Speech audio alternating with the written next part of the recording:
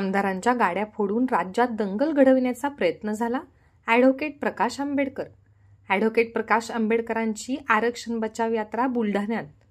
राजकीय भांडण हे सामाजिक भांडण करण्याचा प्रयत्न करण्यात आला आणि राज्यात दंगल घडविण्याचा प्रयत्न झाला.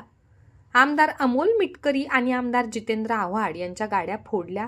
हा दंगल घडविण्याचा एक भाग होता असं वक्तव्य प्रकाश आंबेडकर यांनी केले.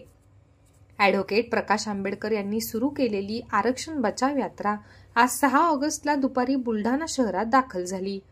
त्यानंतर शहरातून भ्रमण करीत या यात्रेचे शहरातील धाट नाक्यावरील ओमकार लॉनमध्ये जाहीर सभेत रूपांतर झाले. या जाहीर सभेमध्ये बोलताना ॲडव्होकेट प्रकाश आंबेडकरांनी हे वक्तव्य केले. ओबीसीच्या आरक्षणाला धोका निर्माण झाला असून ते वाचवण्याची जबाबदारी आरक्षणवाल्यांवर असल्याचेही यावेळी ॲडव्होकेट आंबेडकर म्हणाले. या सभेला वंचित बहुजन आघाडीच्या प्रदेशाध्यक्ष रेखाताई ठाकूर, उपाध्यक्ष धैर्यवर्धन फुंडकर, जिल्हाध्यक्ष निलेश जाधव, प्राध्यापक विष्णू उबाळे, माळी महासंघाचे माधवराव हुडेकर यांच्यासह इतर मान्यवर उपस्थित होते. सामाजिक परिवर्तन झालं नाही तर मग द्वेष नाही. हे सामाजिक भांडण व्हावं म्हणून प्रयत्न झाला नाही असं नाही. हे सामाजिक राजकीय भांडण सामाजिक भांडण व्हावं म्हणून प्रयत्न झाला. 2 आमदारांच्या गाड्या लावण्यात आल्या.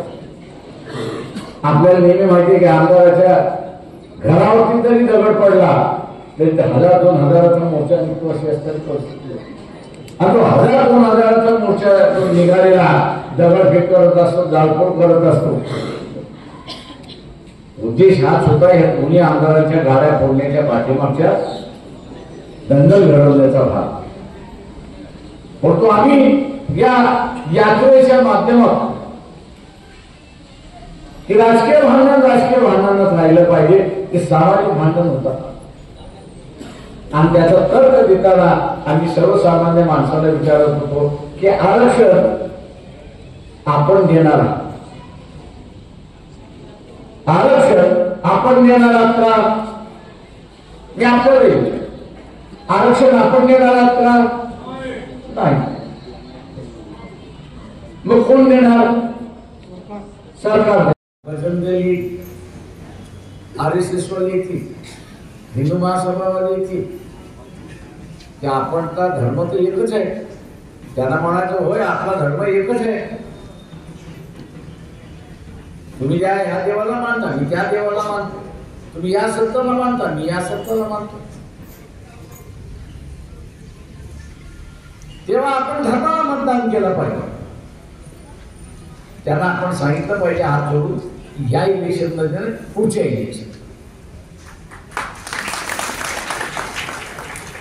या इलेक्शन मध्ये नाही पुढच्या इलेक्शन मध्ये तुम्ही भूमिका घेतली नाही माझ्या बाजूने, ओबीसीच्या बाजूने तुम्ही भूमिका घेतली नाही. म्हणून आता माझं आरक्षण मलाच वाचवायचं, माझं आरक्षण मलाच वाचवायचं आहे.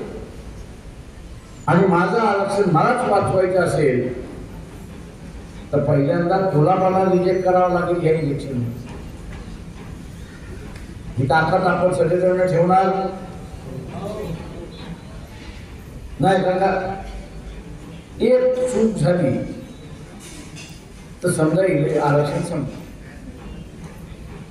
हे मगाशी म्हटलं की माध्यम काय राहणार आहे?